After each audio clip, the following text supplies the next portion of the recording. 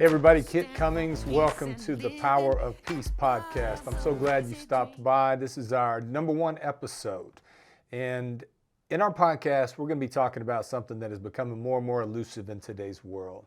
We're living in a world where, from the news to the economy to the streets to inflation to just what's coming next, it's stealing our peace. And we see it more and more as people they're just trying to get by, just trying to make it. In one way or another, my work involves peace. And I'm going to tell a story today. If I'm going to be tuning into a podcast, I want to know a little bit about the guy that's talking.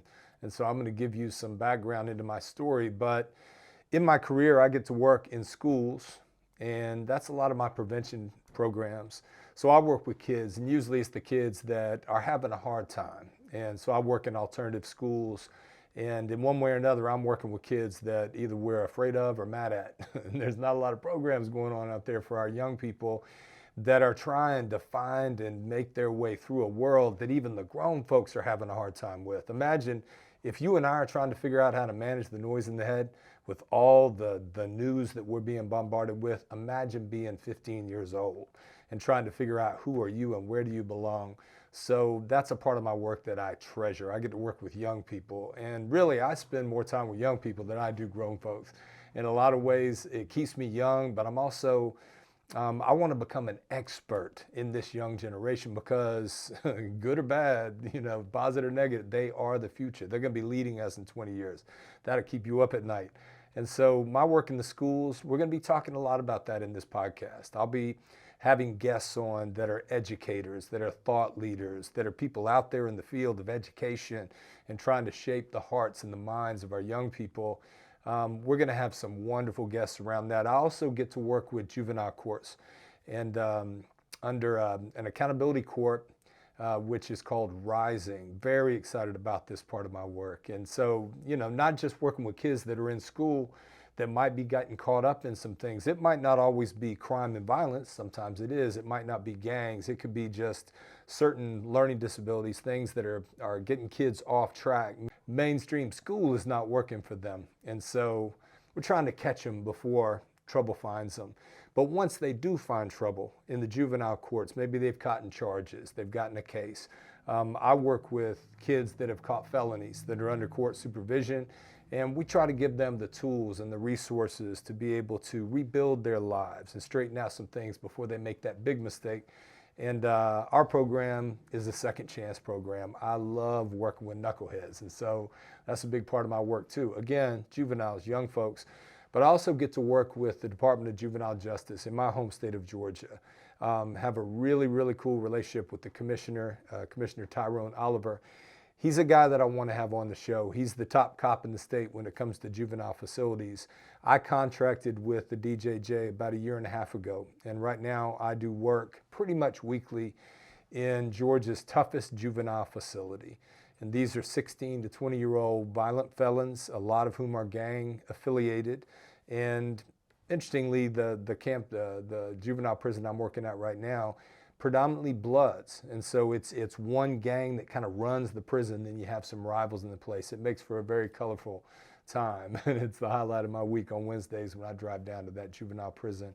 I also have really, really important work that I do with law enforcement. I actually get to do some training with law enforcement, which I love doing.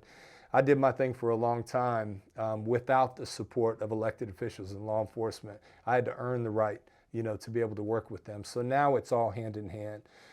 So to recap, I've got schools, courts, prisons, law enforcement, and also a program for churches, which is an army of volunteers just waiting to be mobilized. But today, what I want to do for episode 1 is I want to let you in on what in the world brought me to this place, this journey that led me to working with, some of those fascinating people in the world, some of the toughest people to work with, and how did my life become about peace?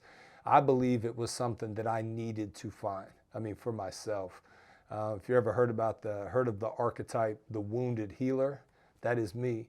So a lot of the work that I'm doing is because of some of the storms in life that came through that really were turning points in my life. Some of the stuff that I'm going to share about I tend to be pretty vulnerable and just talk about my life. I figure if I'm going to be trying to help some people, why in the world would I not just let you see behind the curtain? So we'll get started. Growing up, I was the least likely guy to become a preacher. Like, nobody saw that coming. Certainly not me. I didn't go to church. I didn't read the Bible. I didn't hang out with religious kids. That just wasn't my thing. I was raised by a family that taught me principles and morals and how I should act. So I don't have that excuse that my parents went around, didn't teach me right.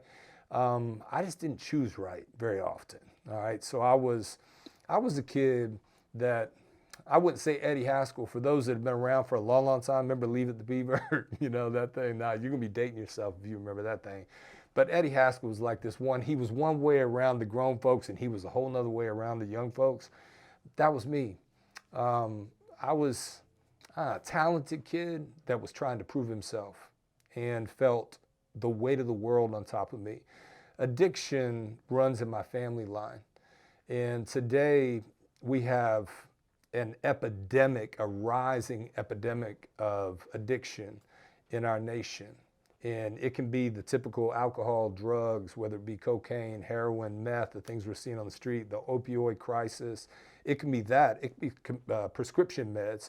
You got people that are hooked on Adderall and Xanax and different things. Kids are just tossing pills around in the hallways. It's like, man, when I was young, and I am these kids, which is why I care about them so much.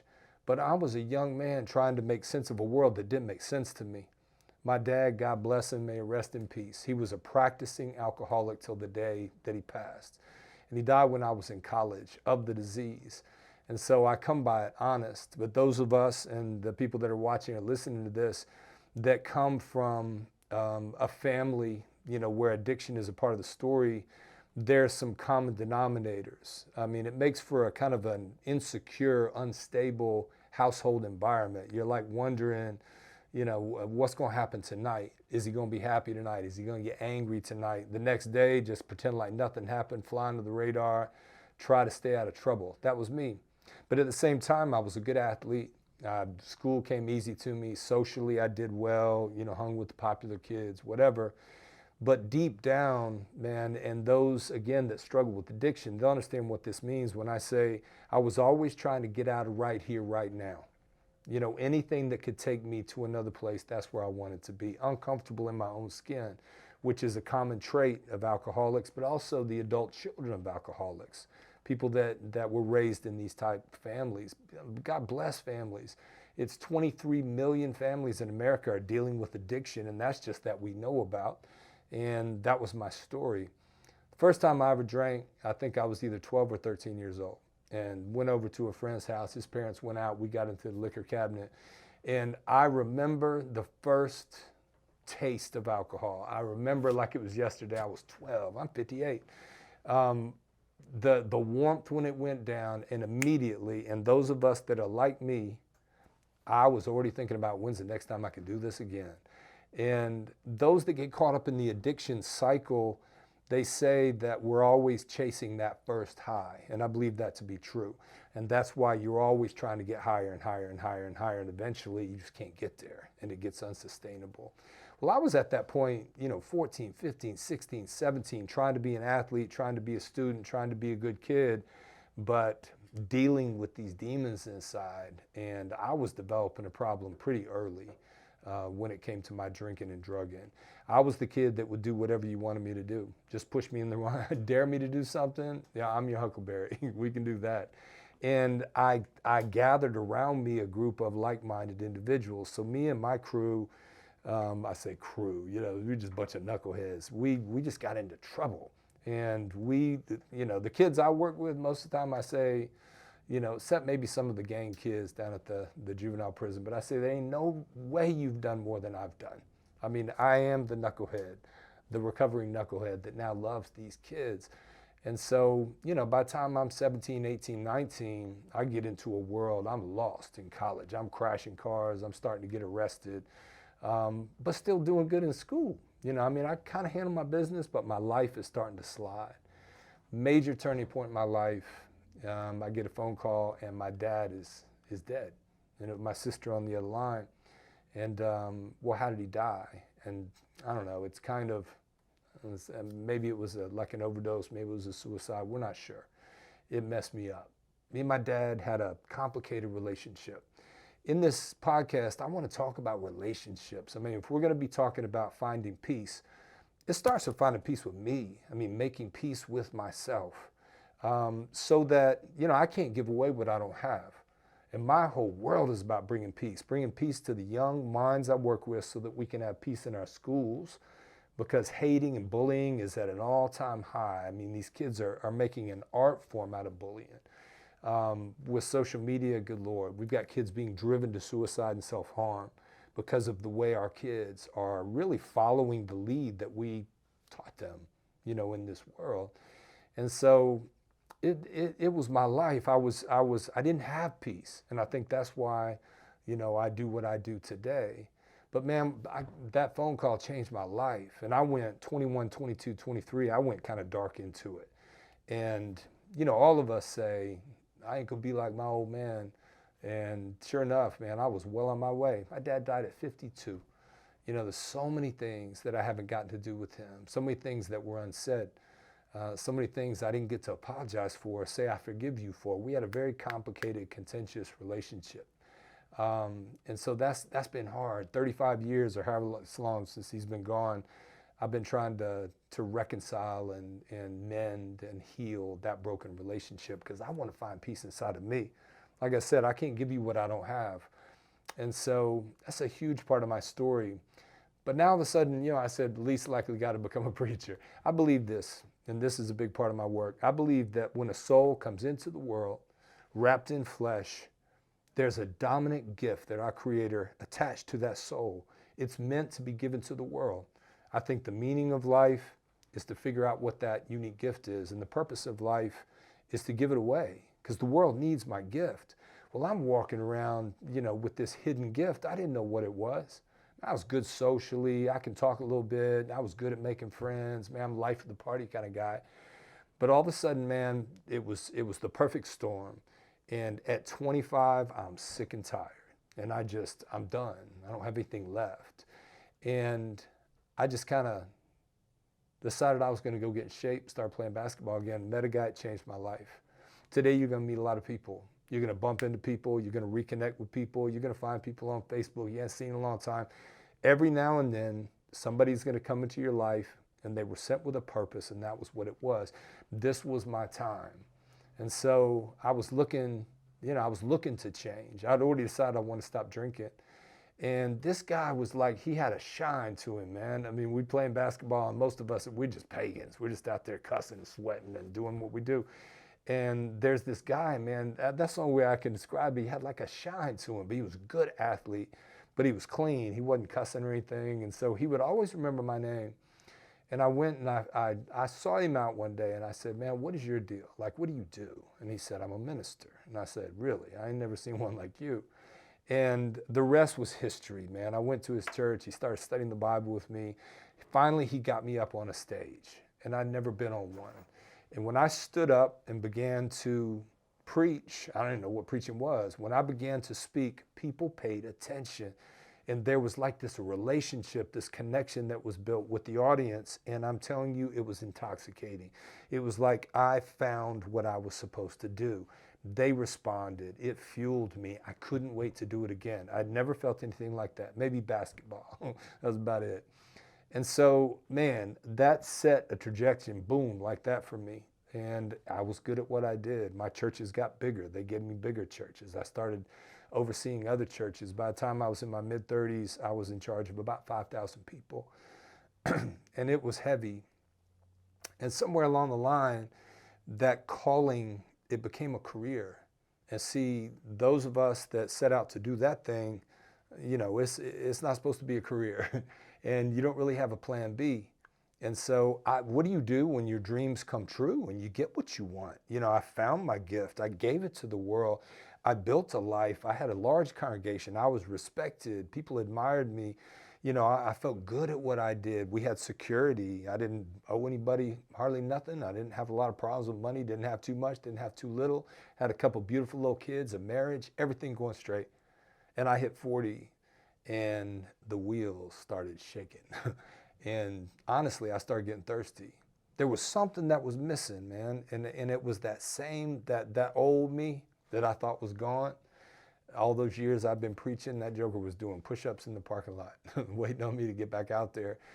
And, life showed up like it does. Man, when life shows up, it doesn't make an appointment and it doesn't ask permission. It just comes. And man, storms visited me and my work was tested and I failed. And I lost my heart. And so I decided to step out of the ministry and walk away. I resigned and I wasn't fired. As a matter of fact, they tried to convince me to stay and I was out of gas. And I said, I gotta go. And so I went out into this world I wasn't ready for. And it was, cocktail parties and after hours and corporate luncheons and all this stuff where there's alcohol. And man, I got real thirsty again. And I went through a wilderness experience. That was 17 years ago. The reason I know that is, it's December. So I've got about 2 weeks from today, it'll be 17 years since I had my last drink. So in 2005 is when I had what we call a moment of clarity. And I decided for the second significant time of my life, it's time to change. I'm going to do whatever I got to do. And so I did. And that was a huge, I believe in turning points, and you don't know when they're going to come. You might meet somebody, you might watch a podcast, and all of a sudden, right time, right place, boom, something happens, a decision, a choice, an opportunity, something comes. Sometimes it's a storm. We get squeezed and we get into that place that we need to be. And that's what this was for me. So the first step was stopping drinking, and I fell in love and got married again and, kind of started trying to win things back that I had lost. But I was miserable. I was heartbroken because I couldn't preach anymore. And that's all I ever wanted to do.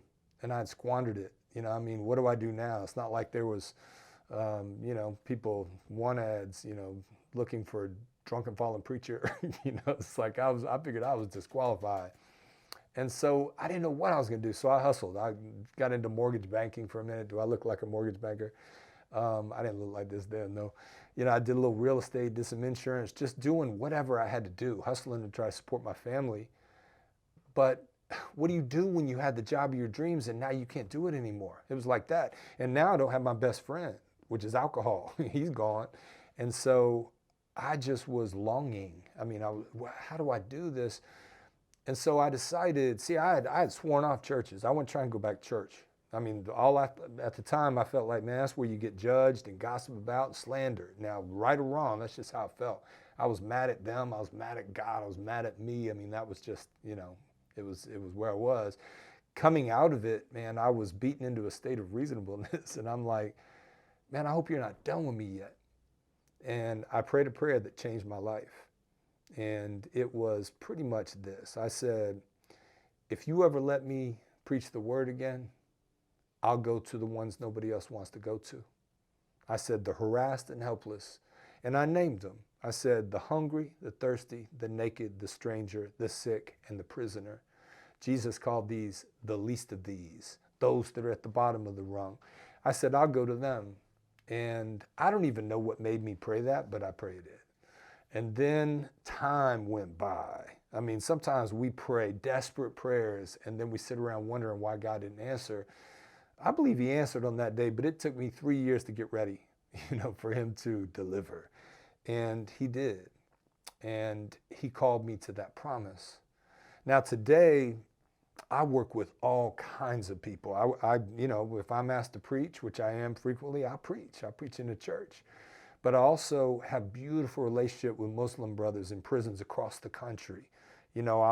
Christian, Muslim, Jew, black, white, brown, old, young, rich, poor. It's like this message is universal. And that's where it's come to now. At the time, man, I just wanted to preach again. And all of a sudden, this kid came back to my life through his mother. And she reached out to me on this new thing called Facebook in 2008. And it was this kid that I had kind of mentored when I led a large church in Gwinnett. And he would come up afterwards, he'd wait in line, and he'd say, Mr. Kit, and he'd tell me what he learned in my sermon. And I just was very fond of this little boy, Luis. He was probably 12, 13. And I went away to lead another church, went to Athens or something, and he went into high school, and I lost him. And this was about 10 or 12 years later. And he had gotten caught up into a world that, it's worst case scenario. And he become a gang leader for a gang called MS-13. Now, some of you guys, when you hear that, you might know, dang, MS-13, they're the worst of the worst. For those that don't know, no joke. And my young friend had become somebody in that world, and he was looking at a gang-related murder charge with a potential death penalty. Now think about it. All I wanted to do, all I said was, let me preach again, and I'll go to the ones that nobody wants to go to. Well, I feel like God kind of threw me in the deep end of the pool, and he started with a dangerous killer for one of the worst gangs in America, if not the worst. But here was the secret, and it became my secret of my success in my field. I knew him before the gangs got a hold of him. I knew him before he hit the streets. And so I knew who he really was. And that made all the difference. Because when I walked into the jailhouse that night, and my friend Luis, I hadn't seen him in years. I'm expecting for this little boy to walk out in a little jumpsuit. And instead, this grown man, big, tatted up, his eyes looked like they had died. I mean, he had been in the game. I mean, just gone dark, done some terrible things. But when he saw me, it's like his eyes lit up. And mine did too. And we embraced, man. We hugged longer than men typically do. And that set into motion 2 years of me following him around as they moved him from facility to facility, as he went through his trial, as he got a hit put out on him by his gang. It was 2 years of drama. And I would follow him around through the glass on the phone, and he would teach me about the gang life, which was invaluable to me. I mean, now I've got certifications. I'm considered a gang expert. Man, my first learning was a gang leader teaching me things that you don't get to know as a civilian.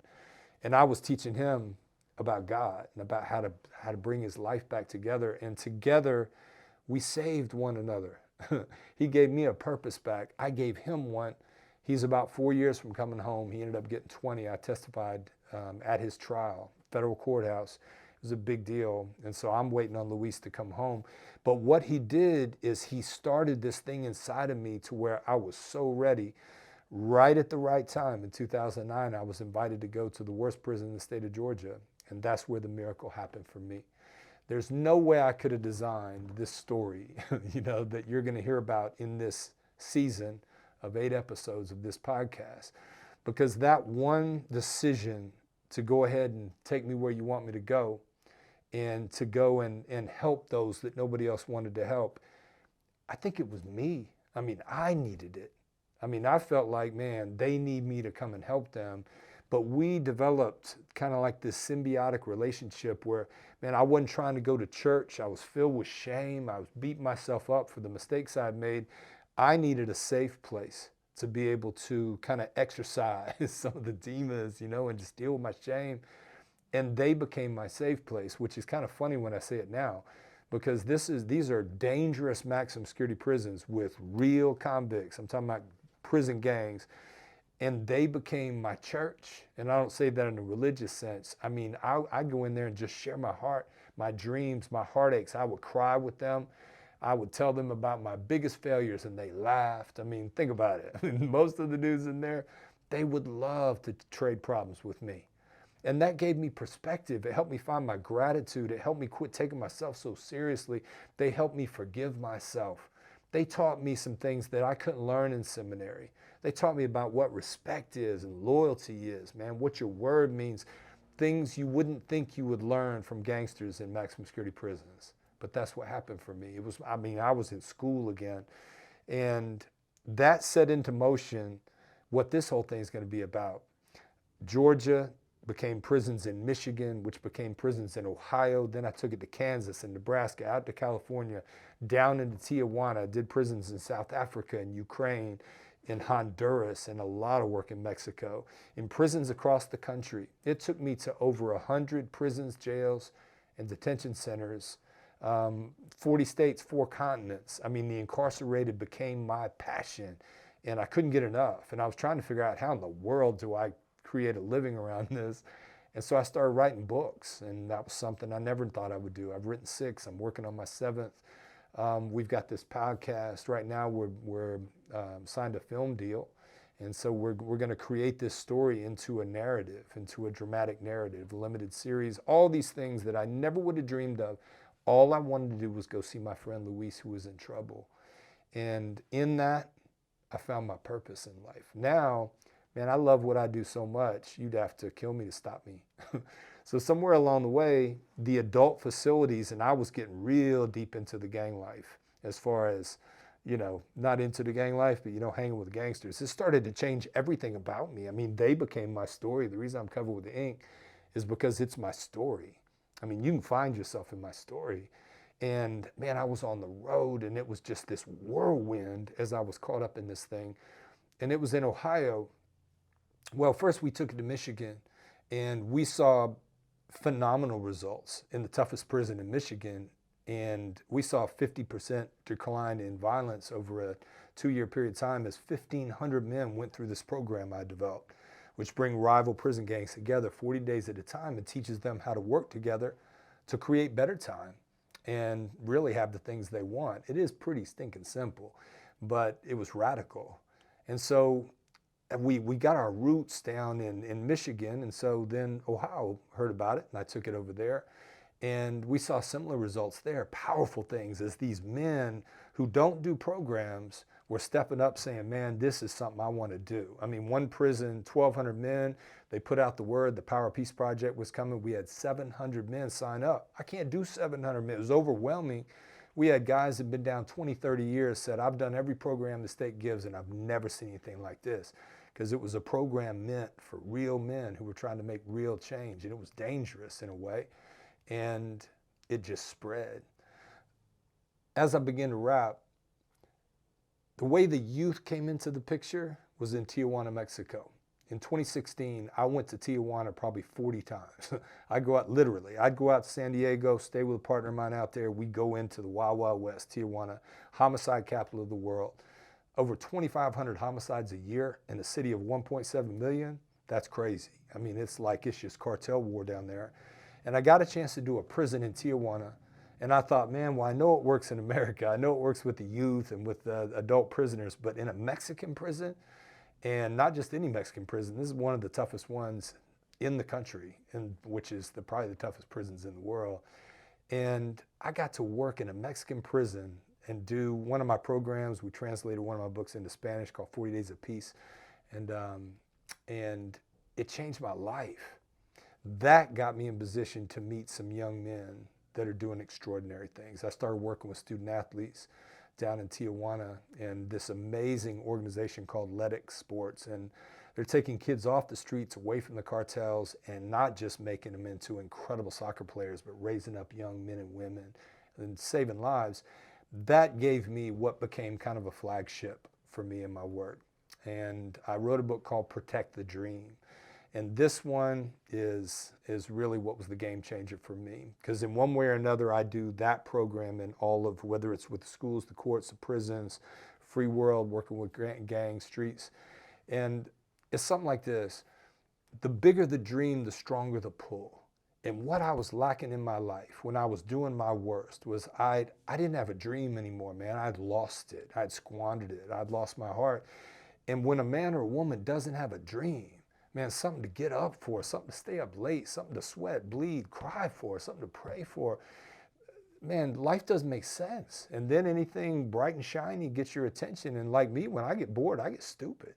And so when I didn't have a dream in my life, that's when I got thirsty and started getting stupid and doing stuff that ended up, messing a family up.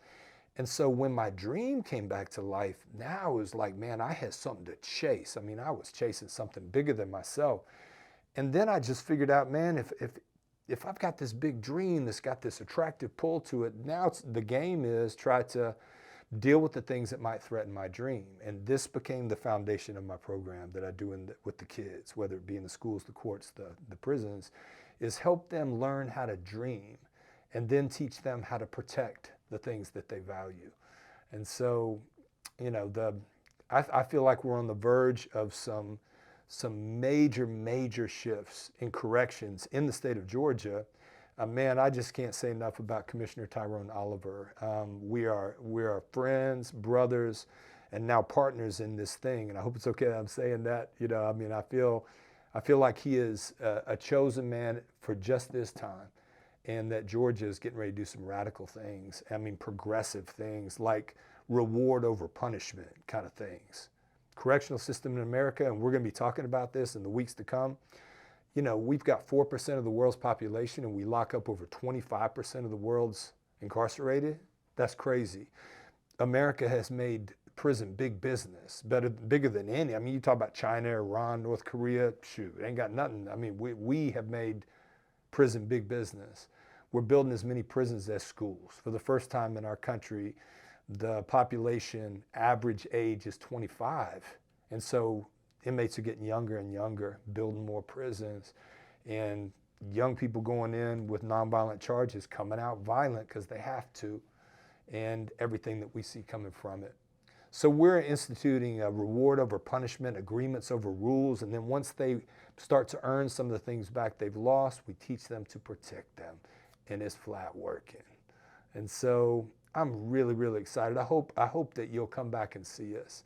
And as we have thought leaders and real change agents, I mean, I want to have commissioners, elected officials, educators, celebrities and athletes that care about these issues. I want to be talking about the things that keep us up at night. And instead of just watching the news and seeing, man, crime on the streets is rising. What are we going to do about this gang situation? What about public safety and the opioid epidemic and the suicide crisis? And that, I mean, it's just overwhelming. And we're going to talk about real solutions. Like, this is what we're doing that is working. And then we can bring in some people that really are national thought leaders, and maybe we can create some more solutions. And for you, why would you tune in? I mean, gangs might not have nothing to do with your life, you know what I'm saying, or the incarcerated or addiction or whatever it is. We're going to talk about mental health. Mental health encapsulates all of this. I mean, whether it be in the prisons, the schools, or just in corporate America, mental health, anxiety and depression, and the addiction that comes from it. These are real issues. We got to talk about experts, but if you tune in to learn some things that are working in the toughest places to bring peace, I'm talking about bringing peace to a maximum security prison, bringing peace. I'm going to have one young man that's a gang leader that now is getting out of the game, and we're gonna get into his mind and talk about some things that you don't know about these young gangsters and why they do what they do and how they get drawn into it. But at the end of the day, if we bring peace into somebody's life, and that you might pick up a tool or a resource or a concept and then make it your own to bring more peace, now we've got more change agents, more peacemakers. And he said, and I believe this with all my heart, blessed are the peacemakers, for they shall be called sons and daughters of God. And that is what we're meant to be. Join us next time. Thank you for stopping by. The Power of Peace with Kit Cummings. Thanks so much.